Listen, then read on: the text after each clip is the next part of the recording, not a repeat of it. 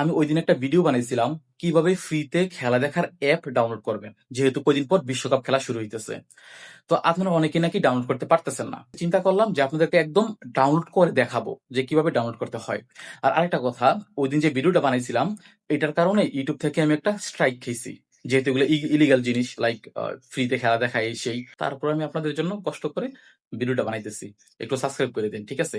আর আমি নতুন একটা অ্যাকাউন্ট খুলছি, ওই অ্যাকাউন্ট থেকে আমি আমার এই ভিডিওর নিচে একটা কমেন্ট করব, ওই কমেন্টে আমি পিন করে দিব, আপনারা ওইটাকে সাবস্ক্রাইব করে দিন। আপনাদের ব্রাউজারে ঢুকবেন, ঢোকার পর সার্চ করবেন CRIC ক্রিক FY5 TV app .net। ভালো করে দেখেন আমি কি লিখে সার্চ দিছি, দেন সার্চ দিয়ে ফেলবেন।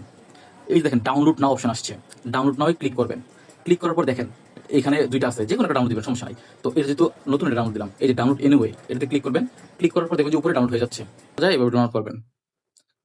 ডাউনলোড করে যখন ওপেন করবেন দেখবেন যে অনেকগুলো খেলা চলতেছে। তো যে কোনো খেলার মধ্যে ক্লিক করবেন, ক্লিক করলে আপনাকে 12 ঘন্টায় একটা অ্যাড দেখতে বলবে, জাস্ট 12 ঘন্টায়।